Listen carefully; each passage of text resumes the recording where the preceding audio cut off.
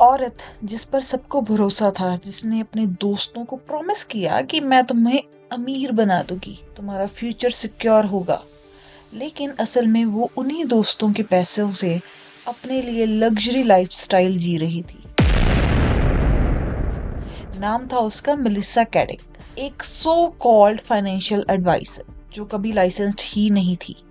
और जब उसका बड़ा स्कैम पकड़ा गया, वो एक दिन सुबह जॉगिंग के लिए निकली और फिर हमेशा के लिए गायब हो गई।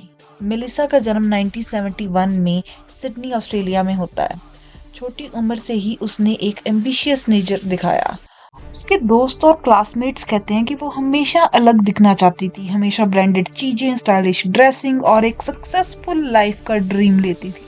उसने सिडनी के एक इन्वेस्टमेंट बैंक में ऑफिस एडमिनिस्ट्रेटर की जॉब ज्वाइन की और यहीं पर उसके स्कैम करने की आदत पहली बार सामने आई। 1998 में सिर्फ 6 महीने के अंदर उसने अपने बॉस के सिग्नेचर फॉर्ज करके कुछ चेक्स लिखे और अराउंड ऑस्ट्रेलियन $2000 से कम की चोरी की। जब कंपनी को पता चला, उनके पास दो ऑप्शंस थे, या तो पुलिस बुलाई जाए और केस बनाया जाए या फिर मेलिसा को चुपचाप निकाल दिया जाए। कंपनी ने उसे चॉइस दी कि या तो फिर तुम तुरंत रिजाइन कर दो या फिर हम पुलिस बुलाएंगे। मेलिसा ने बिना शोर शराबे के तुरंत रिजाइन कर दिया और ये था उसकी जिंदगी का पहला पकड़ा गया फ्रॉड, जो बाद में उसके बड़े स्कैम्स का एक ट्रेलर साबित हुआ। 2009 के आसपास मेलिसा ने अपनी एक प्राइवेट कंपनी बनाई। ये एक ऐसा सेटअप था जिसमें वो दिखाती थी कि वो क्लाइंट्स के पैसे सेफ और हाई रिटर्न इन्वेस्टमेंट में लगा रही है, लेकिन असल में ये एक पॉन्जी स्कीम थी। पॉन्जी स्कीम एक टाइप का फाइनेंशियल फ्रॉड होता है जिसमें स्कैमर लोगों को हाई रिटर्न्स का प्रॉमिस करता है, लेकिन असल में कोई जेन्युइन इन्वेस्टमेंट होता ही नहीं। पॉन्जी स्कीम को सिंपल नंबर्स से समझते हैं। सोचो, मैं राम से ₹1000 लेती हूँ और कहती हूँ कि मैं तुम्हें 20% का मुनाफा दूंगी। ऐसे ही मैं शाम से भी ₹1000 लेती हूँ और सेम चीज कहती हूँ। जब राम मुझसे पूछता है मुनाफे के बारे में, तो मैं शाम के पैसों में से ₹200 एक्स्ट्रा राम को दिखा देती हूँ। और राम सोचता है कि ₹1000 लगाने से इन रिटर्न 1200 मिल रहे हैं, तो मुझे और पैसे लगाने चाहिए और ये जो ₹1200 है ये भी निकालने नहीं चाहिए। इस तरह राम मुझे ₹10,000 और दे देता है लॉन्ग टर्म लगाने के लिए और उसका ट्रस्ट भी बिल्ड हो जाता है। ये चीज मैं शाम के साथ भी करती हूँ और ऐसे ही पॉन्जी स्कीम वर्क करती है और नए नए इन्वेस्टर्स आते रहते हैं। मेलिसा की असली ट्रिक यही थी। जैसे जैसे क्लाइंट्स पैसा देते गए, वो उनके लिए पोर्टफोलियो स्टेटमेंट का फेक वर्जन बनाती थी। मतलब वो डॉक्यूमेंट्स जो नॉर्मली एक ब्रोकर देता है, portfolio balance, returns, account number, सब मेलिसा ने फॉर्ज किए। उसने फेक अकाउंट नंबर क्रिएट किए और उन पे रिटर्न्स दिखाए ताकि क्लाइंट्स को लगे कि उनके पैसे शेयर्स में इन्वेस्ट हुए हैं और प्रॉफिट आई जा रहा है, तो वो और पैसे लगाते थे। मतलब नए क्लाइंट्स के पैसे पुराने क्लाइंट्स को रिटर्न के नाम पर दिए जाते थे और बाकी पैसा मेलिसा अपने लाइफस्टाइल पर खर्च करती थी।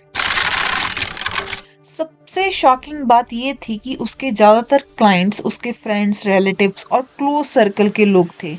लोगों को लगता था कि मेलिसा एक ट्रस्टवर्दी औरत है जो उनके फ्यूचर के लिए बेस्ट फाइनेंशियल एडवाइस देगी, लेकिन वो धीरे धीरे सबको लूट रही थी।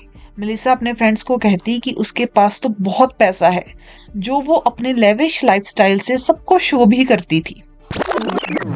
मेलिसा कहती थी कि मेरे पास तो बहुत पैसा है, पर अब मैं अपने फ्रेंड्स को भी हेल्प करना चाहती हूँ ताकि वो भी पैसा कमा पाए। वो अपने फ्रेंड्स को कहती थी कि जस्ट 15 क्लाइंट्स के साथ ही मैं काम करती हूँ और अगर कोई स्पॉट ओपन होता है तभी उनके पैसे इन्वेस्ट करेगी। इससे लोगों के मन में उसके साथ इन्वेस्ट करने की इच्छा होती थी। और थोड़े ही दिनों में मेलिसा के पास एक स्पॉट ओपन होता तो लोग जल्दी से जल्दी मेलिसा के साथ इन्वेस्ट करना चाहते। मेलिसा के सो कॉल्ड 15 क्लाइंट्स एक्चुअल में 60 से भी ज़्यादा थे, जिनसे वो तकरीबन 23 मिलियन की इन्वेस्टमेंट ले चुकी थी। रिपोर्ट्स के हिसाब से उसने 23 मिलियन ऑस्ट्रेलियन डॉलर यानी कि अराउंड 120 करोड़ रुपए से ज़्यादा अपने क्लाइंट से ले लिए थे। अब सवाल ये उठता है कि इतना पैसा गया कहाँ। मेलिसा ने अपनी लाइफ को एक मिलियनियर सोशलाइट के तरीके से जीना शुरू कर दिया।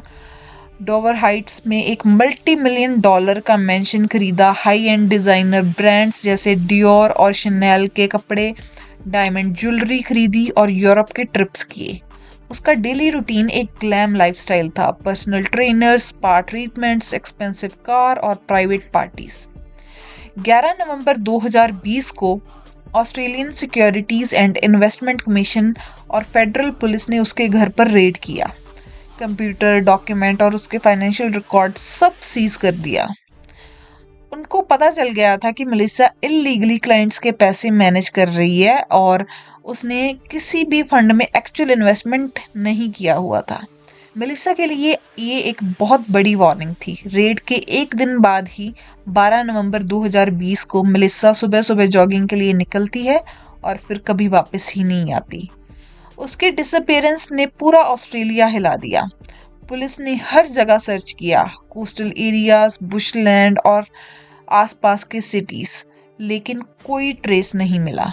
मेलिसा की डिसअपीयरेंस तक भी मेलिसा के विक्टिम्स को नहीं पता था कि उनके साथ स्कैम हुआ है। वो तो उल्टा कंसर्न थे कि मेलिसा कहाँ गायब हो गई। पर जब उन्होंने चेक किया अपने इन्वेस्टमेंट पोर्टफोलियो को तो उन्हें पता चला कि उनकी इन्वेस्टमेंट एग्जिस्ट ही नहीं करती। इन्वेस्टिगेशन से पता चला कि उसने सारा पैसा अपनी लग्जरी लाइफस्टाइल पे लगाया हुआ है। आयरनिकली जो पैसा उसने शेयर मार्केट पे लगाया था उसे लॉस ही हुआ था।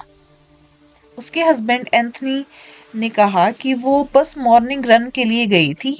रेड के अगले ही दिन सुबह मेलिसा वॉक पर जाती है और वापस आती ही नहीं।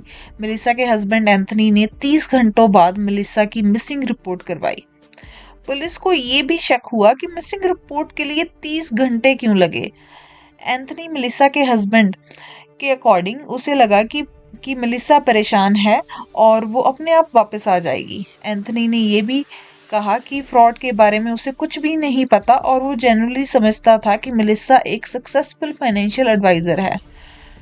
पुलिस के पास कोई एविडेंस नहीं है एंथनी पर शक करने के लिए। लोग सोचते हैं कि क्या उसने अपनी लाइफ खत्म कर ली, क्या वो अपना स्कैम एक्सपोज होने के डर से भाग गई या फिर उसके साथ कुछ हो गया। बेसिकली यहाँ पर 3 ही पॉसिबिलिटीज हैं, या तो मेलिसा का मर्डर हो गया, या फिर उसने खुद सुसाइड कर लिया, या फिर मेलिसा अभी भी दुनिया के किसी कोने में छिपी हुई है। फरवरी 2021 में एक डिस्टर्बिंग खबर सामने आती है।